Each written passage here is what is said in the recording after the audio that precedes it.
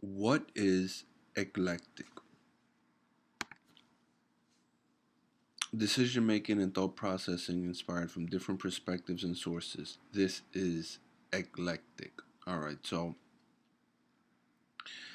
right here, there are, we'll say, over dozens of theories in how to run your government, how to sustain sovereignty, and as you trickle down, how to maintain security, disarmament, how do we negotiate treaties and things like that, right? So this is a very general rule that everyone should follow when it comes to politics, all right? Maintaining eclectic, right? So decision making and any form of thought processing inspired from different perspectives and sources. So what you want to do is you want to stay very optimistic, okay? Always think about who would win, who benefits, and who suffers, okay? Whether it's for long-term development, short-term development, what are the long-term, what's it called? What are the long-term outcomes? Okay, what can go wrong? What can go right? All right, what problem are we fixing? Are we creating more problems? So this is eclectic, right?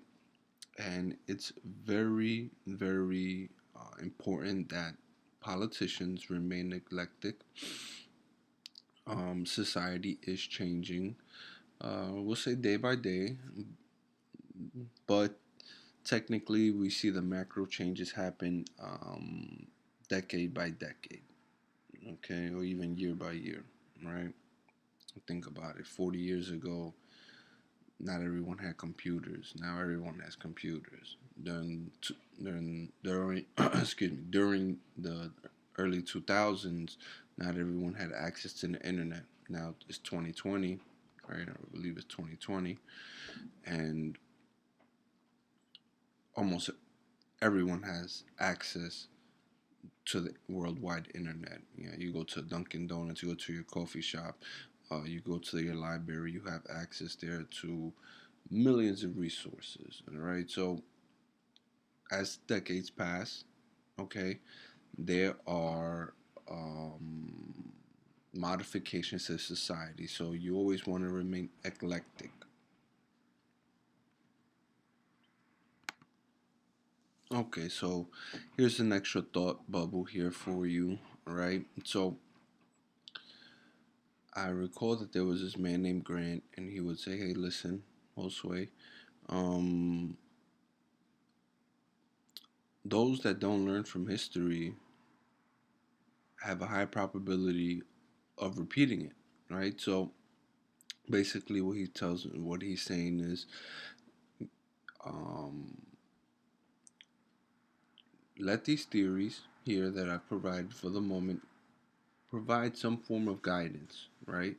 But remember that when it comes to society, right? Society, they're smart. Society adapts. It learns from its history. That way, they don't repeat it. And it can modify and they can modify their actions in order to overcome these expected obstacles. All right. Let's keep breaking it down. Right. So one theory worked during the 1950s, but it might not work during the early 2000s. All right. And that's because society has learned already from the experience from the 1950s, predicted that this will happen in 2020 unless we make these certain modifications and overcome the 1950s theory. I hope that makes a little sense there. Um, if we keep going on, right, we can also have what's called um, misinterpretations of leads, right? So if we go ahead and we try to become too innovative, right, where we forget these certain traits that we learned from our past, we can leave things kind of unchecked, or things become vulnerable. So, and we might create even more problems when we get too innovative. All right. So, eclectic.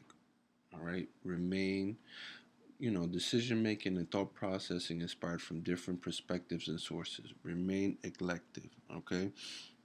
Try to use a theory. Okay. But don't let a theory constrain you, or this is the only way to do this because it worked back then and it must work now. No, that's not how things work. Okay.